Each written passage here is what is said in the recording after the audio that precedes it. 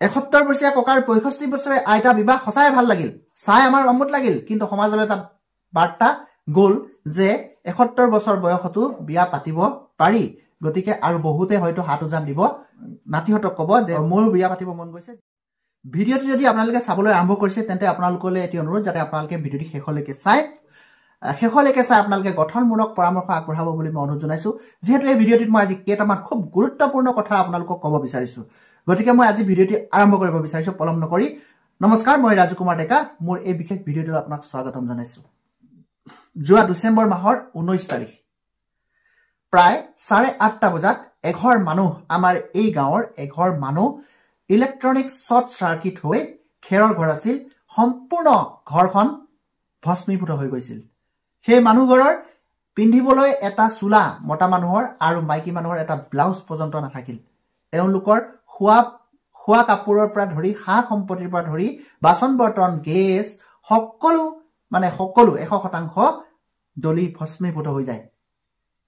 আৰু সেই জ্বলি যোৱা যিটো নিউজ, সেই নিউজটো আমি সাংবাদিকক যোগাযোগ কৰোঁতে তেওঁলোকে ক'লে যিহেতু আমি আজি এতিয়া গৈ নেপাম, আমি গৈ পোৱালৈকে জুই নাথাকিব, গতিকে আপোনালোকে দুটামান ভিডিঅ' ক্লিপ কৰি আমাক দিয়ক। আৰু আমি যিমান পাৰোঁ 2-3টা ভিডিঅ' ক্লিপ আমি দিবৰ কাৰণে যত্ন কৰিছিলোঁ, কিন্তু সেই গুৰুত্বপূৰ্ণ যিটো ভিডিঅ' সংবাদ মাধ্যমে প্ৰচাৰ কৰিব লাগিছিলে, কিন্তু সেই গুৰুত্বপূৰ্ণ ভিডিঅ'টো প্ৰচাৰ নকৰিলে। সেই নিউজটো কেৱল এটা পৰ্টেল চেনেলে অকণমান সৰুকৈ নিউজ এটা প্ৰচাৰ কৰিছিলে, যিমান গঠনমূলক পৰামৰ্শৰে তেওঁলোকে সেই ভিডিঅ'টো প্ৰচাৰ কৰিব লাগিছিলে তেওঁলোকে নকৰিলে। এতিয়া মই এই কথাখিনি কিয় ক'লো আপোনালোকক এতিয়া মই মূল প্ৰশ্নটো কৰিব বিচাৰিছো। যোৱাকালি আপোনালোকে দেখিলে গুৱাহাটীত ৭১ বছৰীয়া ককা আৰু ৬৫ বছৰীয়া এগৰাকী আইতা দুখন বৃদ্ধাশ্ৰমত থাকে। দুখন বৃদ্ধাশ্ৰমত তেওঁলোকে থাকে, দেখা দেখি হোৱাৰ পিছত তেওঁলোকৰ ভাল পোৱা পুই হ'ল আৰু বিয়া যোৱাকালি পাতি দিলে। আৰু সেই নিউজটোকেই অসমৰ প্ৰতিটো নামী দামী নিউজ চেনেল, পৰ্টেল চেনেল, বিভিন্ন নামী দামী ইউটিউবাৰ গোট খাই এনেকুৱাকে প্ৰচাৰ কৰিলে যেন একদম অশ্বমেধ যজ্ঞ পাতিলে অসমত।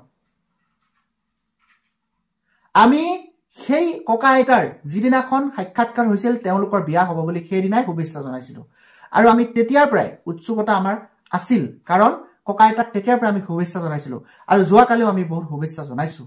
কিন্তু শুভেচ্ছা জনালো বুলি এই কথাটো এনেকুৱা নহয় যে সংবাদ গোষ্ঠীয়ে এই বিয়াখন এনেকুৱা বিয়ালৈ পৰিৱৰ্তন কৰি দিলে বৰ্তমান এই বিয়াখনৰ পৰা সমাজত কিন্তু এটা নেতিবাচক প্ৰভাৱ পৰাটো সত্য। হয় নে নহয় আপুনি কথাষাৰ ক'ব।